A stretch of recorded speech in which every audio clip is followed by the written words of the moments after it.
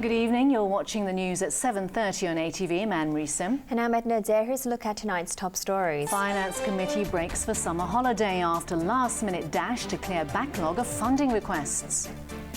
Executive Councillor rejects calls to postpone submitting Chief Executive's political reform report to Beijing. Israel vows to ignore international pressure to stop bombing Palestinians in the Gaza Strip. The 8-hour-long Special Finance Committee meeting ended this evening, with lawmakers only able to approve 21 items from a backlog of funding requests, with 17 still outstanding. Members speeded up the scrutinising of items that were pending approval, and a $1.6 billion proposal for the reconstruction of Queen Mary Hospital just managed to get the green light before time ran out. The final Finance Committee meeting kicked off at 9 o'clock this morning, with Unionist lawmaker Wong Kwok Hing hoping members could speed up the analysis of over 30 items that were pending approval. Wong said to save time, members of his Federation of Trade Unions would not raise questions during the debate unless it was necessary. Today's progress at the Finance Committee was faster than yesterday's, as members tried to clear a backlog of government funding requests before the summer break. 5 funding requests, including a $1 billion undergraduate study subsidy scheme, a $349 million scholarship for students studying outside Hong Kong, and equipment for the 2016 population bi-census were passed in the morning. Speaking to reporters during the lunch break, Committee Chairman Ng Leng Sing said it's not possible to arrange extra meetings, as some lawmakers will be out of town during the summer break. It was back to business after the 1.5-hour-long break. There was a sigh of relief from welfare recipients and public housing tenants. Members approved the government's funding request for an extra month's payment for Social Security recipients and a 1-month rent waiver for public housing tenants. The government's controversial plans to expand 3 landfills and build a massive incinerator failed to get approval. Outside the building, a group of protesters vented their anger at the landfill plans and threatened to get help from lawmakers if the government continues to pursue the idea. Executive Councillor Fanny Law has rejected calls for Leung Chun-ying to postpone submitting his political reform report to the National People's Congress Standing Committee. Justice Minister Rim-Kee-yoon and his predecessor Elsie Leung also think it's not wise to delay the Chief Executive's report, which they say will include the notion of public nomination. While Chief Secretary Carrie Lam this evening promised to continue consulting lawmakers and academics even though the consultation period is over, to narrow differences over electoral reform. On Tuesday, Chief Secretary Carrie Lam will release the findings of the public views collected by the government during a 5-month consultation. But not much is expected from Lam's report, and despite its controversy, the idea of letting the public nominate candidates for the top job won't be excluded. At the same time, the Chief Executive will submit his own report to his bosses in Beijing. All eyes will be on Leung Chun-ying's report, because it will be entirely up to him whether to include feedback from Occupy Central's unofficial referendum and the July 1st mass rally, since the 2 pro-democracy events were held after the formal consultation ended in May. The next step in Hong Kong's political reform is expected to start next month, when the NPC Standing Committee meets in Beijing and replies to Leung's report. That reply will greenlight the rules for electing the next chief executive in 2017 by universal suffrage. In the meantime, Occupy Central activists have threatened to bring the central business district to a standstill if they're not satisfied with Beijing's decision on political reform. Some local academics have called on Leung to wait and hand in his report in October instead, so that the public can work on reaching a consensus.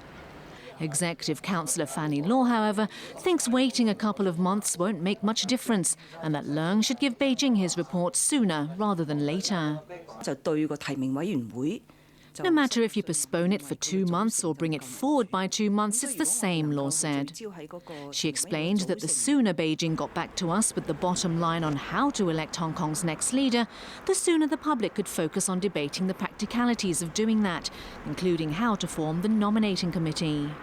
I think we need more focused discussion on what is permissible under the basic law. It really depends on what the wordings and the framework that the NPC Standing Committee will set. Law added that the fundamental issue with the SAR's political reform was that the public did not trust the central government. She noted that many people were pushing for public nomination because they believed letting only a nominating committee pick chief executive candidates was undemocratic. Law called on the public to push the reforms forward by focusing the debate on how to form the nominating committee. Many pan-democrats, particularly radical parties and student groups, have repeatedly said they won't compromise on their demand that all voters get equal nominating rights. They fear that any other arrangement would allow the nominating committee to screen out candidates who do not toe the Beijing loyalist line.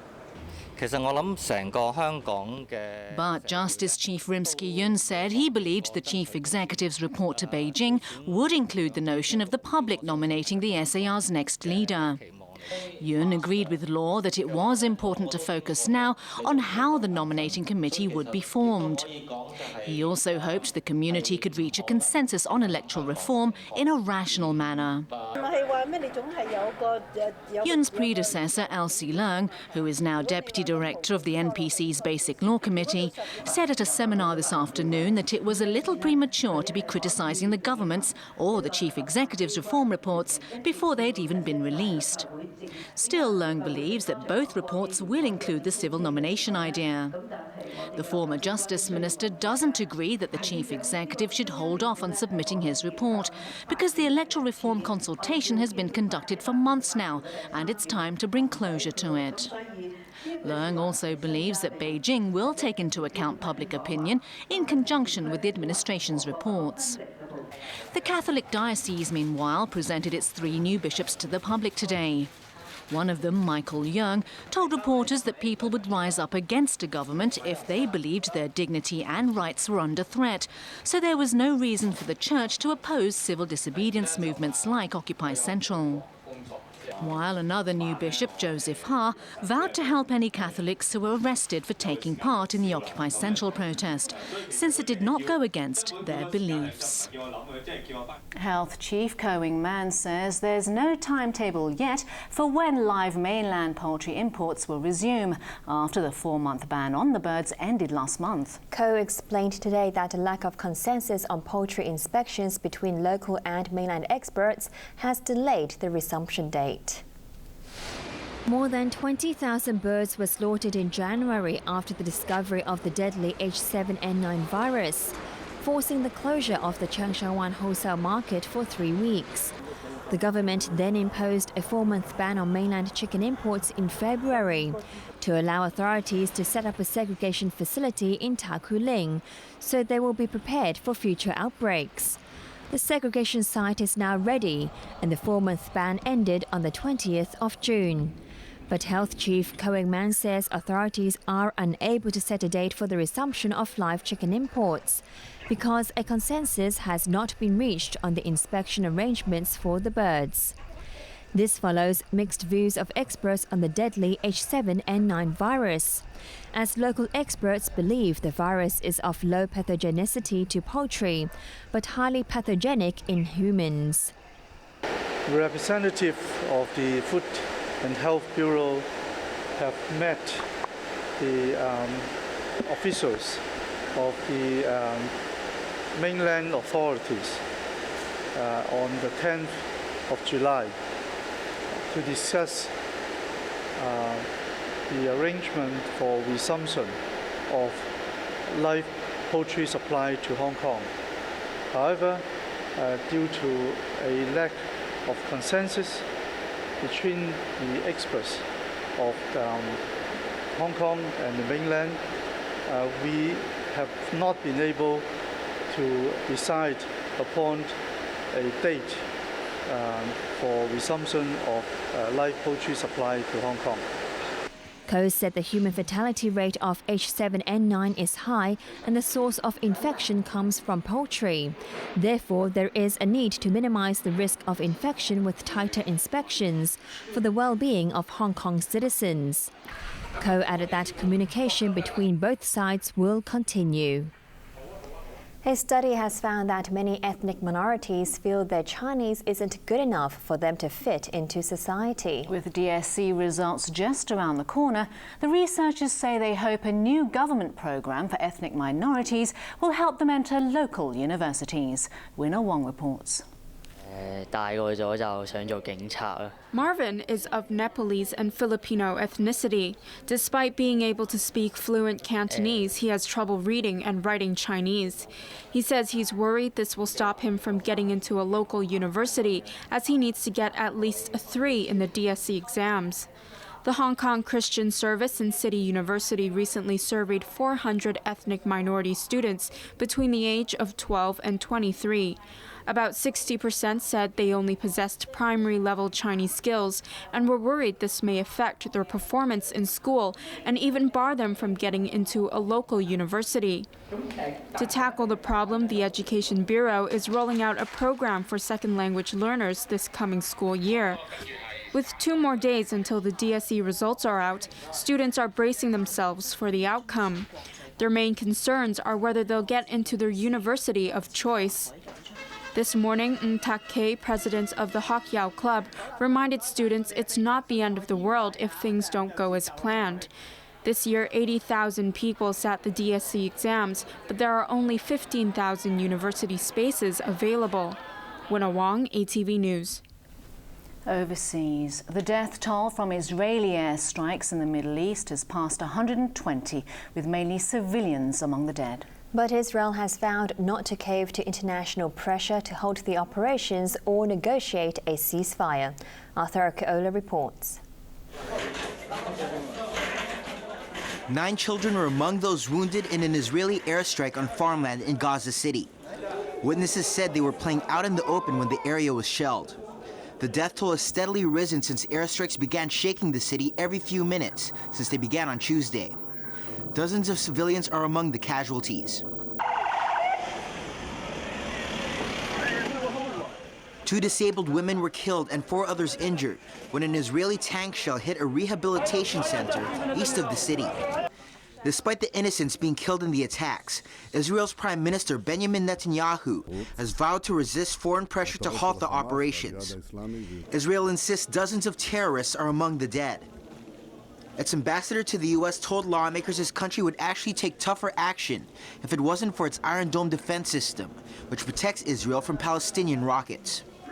If we had missiles landing in our cities at a much higher rate than they're landing now, if we had high casualties in Israel, then the demands for the government to take action, very forceful action, very quickly would be much greater. The Iron Dome actually gives the Prime Minister and the decision makers in Israel the time and space they need to effectively prosecute this surgical war against Hamas without taking much tougher action.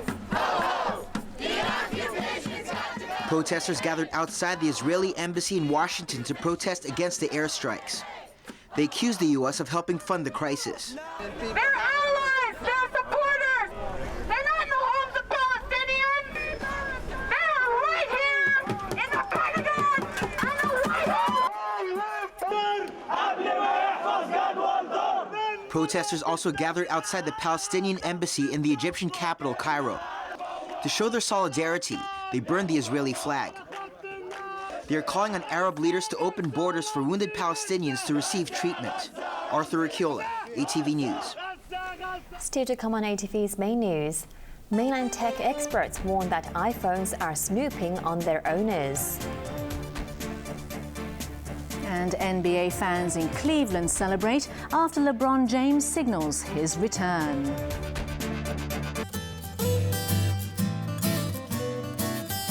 Love it? Say it. Discover the latest and the hottest trends in Japan. Feel the pulse of the vibrant and fabulous culture. JP Time TV, every Sunday night at 6:25. Golden Globe is a stepping stone to an Oscar. How bad do you want it? A friend in need is a friend indeed. Giving a warm hand to friends. Steve, you're the reason everyone came here tonight. They need to hear you speak in person, from the heart. Does that make things better or worse? And I ate all of him. I ate my father pig! 30 Rock, tomorrow night at 10. Battling for the MasterChef crown. Difficult, challenging, but beautiful if he gets it right. It's a strange combination. But if it works, good. Taking the challenge to make delicacies. Oh, you're joking? I can't send that. Dump it now. It's absolute rubbish. I won't give it to the cats. In this competition, only talent can stand out. Time's up. Gourmet Time. Celebrity MasterChef 7. Monday, Tuesday, Thursday and Friday night at 8:30.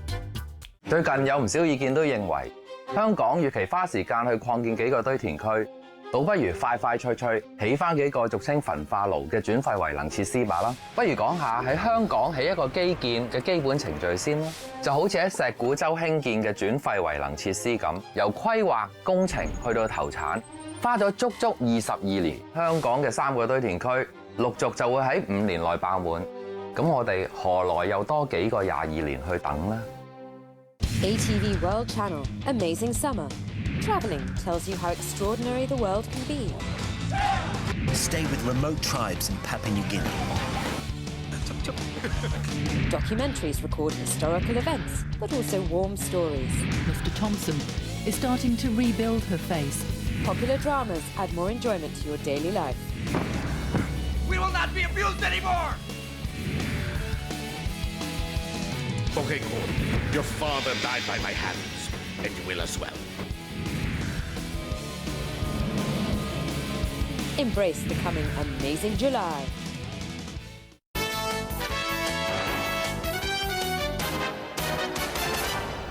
The U.S. Centers for Disease Control has admitted another case of mishandling of a deadly virus, the third in a month. And Russian President Vladimir Putin has kicked off his 6-day tour of Latin America in Cuba. Arthur Kiola reports. Russian President Vladimir Putin's visit to Cuba ended with a meeting with former leader Fidel Castro. The meeting lasted about an hour, and the two discussed bilateral relations and international affairs. Putin earlier met Castro's brother and Cuba's current president Raul and announced a deal to waive 90% of the country's debt to the Soviet Union, worth $35 billion. The remaining 10% will be invested in education. Putin also revealed that discussions are underway for modernizing its ports and building a modern airport with its own cargo terminal. The two presidents also attended a wreath-laying ceremony at the Soviet Internationalist Soldier Mausoleum in the capital Havana. The U.S. government lab, which handles infectious diseases, has admitted mishandling deadly viruses. Our influenza laboratory was preparing a less harmful strain of animal influenza for shipment to a partner laboratory. In the process, unknowingly, they cross-contaminated that strain with highly pathogenic H5N1 influenza. As a result of the mistake, the transfer of all samples has been ceased until a thorough review is carried out on all safety procedures. The incident happened in May, but was only just discovered. An investigation is already underway on how more than 80 CDC staff may have been exposed to a live strain of anthrax last month. What the events of the past couple of months have told me is that there's a problem, and it's a symptom of a broader problem of laboratory safety. And we need to stop, reassess, fix, and make sure that we do everything humanly possible to make sure that events like this never happen in the future. And a week ago, the CDC announced it had found long-forgotten vials containing the smallpox virus, which was eradicated in the 1980s. The U.S. and Japanese defense chiefs have vowed to step up cooperation. U.S. Defense Secretary Chuck Hagel hosted his Japanese counterpart, Itsunori Onodera, at the Pentagon. Hagel said he hopes Japan will be able to take a greater role in regional defense, having recently announced its decision to reinterpret its pacifist constitution to allow its military to go to war. This bold, historic landmark decision will enable Japan to significantly increase its contribution to regional and global security and expand its role on the world stage. The decision has the two sides now revising their defense relationship, with both stressing the importance of establishing constructive ties with China. Tommy Erdelyi, known worldwide as Tommy Ramone, has passed away at the age of 62. He was the last surviving member from the original lineup of pioneering punk rockers, the Ramones. The band were hugely influential and cult favorites from when they formed in 1974 all the way to their last show in 1996. Reports said Ramone had been undergoing treatment for bile duct cancer when he died. Arthur Urquiola, ATV News. Robot manufacturers have been pouring into the mainland, where they say business is booming. But first, in a technology wrap, Beijing labs have found that iPhones may be a security risk for their owners. Winner Wang reports. A device hiding in your pocket may be tracking your every step, or so engineers in Beijing say. After connecting the iPhone to a computer, we were able to view some system directories that normal users cannot see, says Wang Jiajie, a researcher at a government technology security lab. We found a hidden directory with records of the user's locations at different times. Wang explained that if users turned on location services, a frequent locations function will tell them where they've gone the most and when. But Ma Ding from the People's Public Security University of China said that even when disabled, the phone continues to record the user's location, which is an information security risk. In Shanghai, the China International Robot Show attracted companies from around the world to show off their technical flair. The numbers of robots are always kind of a little bit a secret. Our share is small, I can tell you as much, but I can also tell you that we tripled our output last year. That means we were basically growing much faster than the market. Masatoshi Sano, president of Kawasaki Robotics, said turnover has nearly tripled in the past year, and he's confident in the Chinese market. The expo, which started on Wednesday and lasted 3 days, covered about 16,000 square meters and attracted more than 200 companies. The companies all said China has become one of the biggest markets for robotics and think there is potential for it to grow even larger. Winner Wang, ATV News. Time now for sports with Raymond Yang. What have you got tonight? Well, we've got some big news of an NBA superstar. After 4 years and 2 championships at South Beach, LeBron James is coming home to play for the Cleveland Cavaliers next season. In this fall, I'm going to take my talents to South Beach and join the Miami Heat. In the summer of 2010, LeBron James announced he would team up with NBA stars Chris Bosh and Dwayne Wade at Miami Heat, leaving his hometown team of Cleveland Cavaliers where he began his career. The decision berated many Cleveland fans who felt King James had betrayed them in pursuit of personal glory. After 4 years and 2 championships, James will now try to mend the soured relationship with his hometown supporters by rejoining the Cavs next season. In an open letter posted on the website of a U.S. magazine, the 29-year-old said, "My relationship with Northeast Ohio is bigger than basketball." And it seems the city of Cleveland is ready to embrace arguably the world's best basketball player. Thank you, LeBron. You have done a wonderful thing for Cleveland. All is forgiven. We love you. Thank you very much. I am so happy that LeBron's home. It's about time, 4 years in the making. Everybody I've walked by has a smile on their face. It's one of the greatest moments in Cleveland. So much hype surrounds James's homecoming that 12,000 season tickets for the Cavs were all sold out in 8 hours after the announcement. Excited fans even gathered outside his mansion in the usually quiet town of Bath, with police officers arriving to keep order. But the departure of James signals the end of the Big Three era for the Heat, who have reached the NBA Finals for the past 4 years, winning it twice. Turning to athletics, there was a shocking setback for sprinter Johan Blake, the 2012 London Olympics 100 meters runner-up. The Jamaican pulled out of the Diamond League meeting in Glasgow with a hamstring injury, as compatriot Nico Ashmead took the honours in just under 10 seconds. Blake, the second fastest man in history behind Usain Bolt, looked disappointed as he was taken away in a wheelchair. Panamanian Alonso Edward continued his strong run at the 200 meters, powering to victory in 20.25 seconds. women's race, Olympic gold medalist Francina McElroy held off compatriot Sanya Richards-Ross to clinch the 400 meters. Looking at golf, Zach Johnson has retained his lead after the second round of the John Deere Classic in Northern Illinois.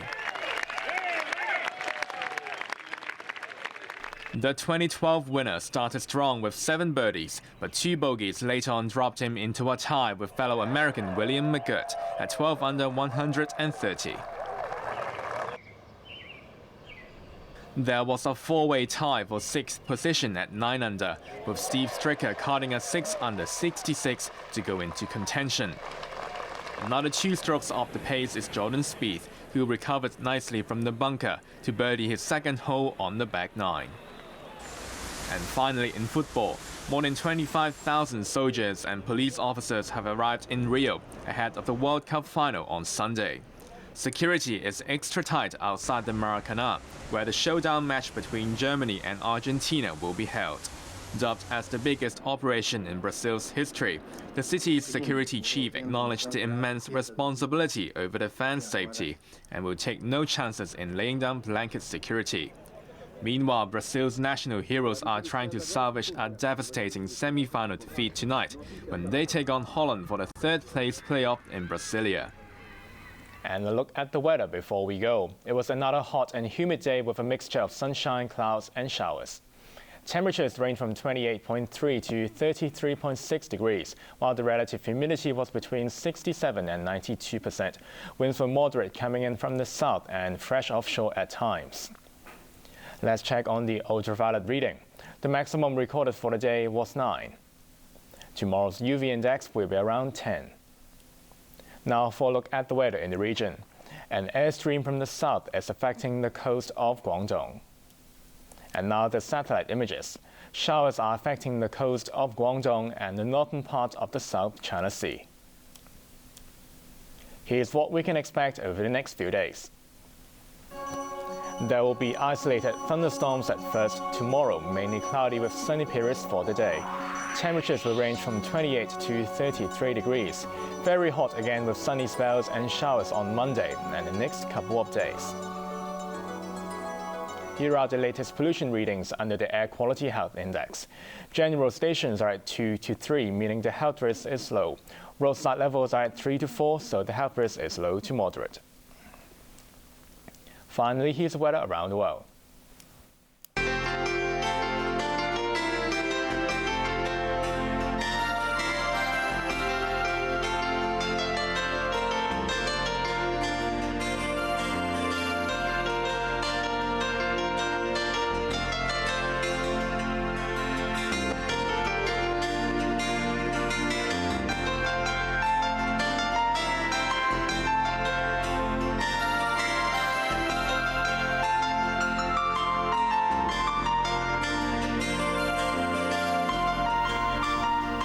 That's the main news for Saturday night. We'll have an update in an hour. I'm Edna.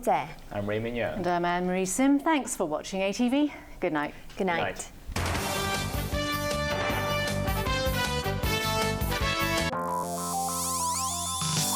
Coming up, leisure time.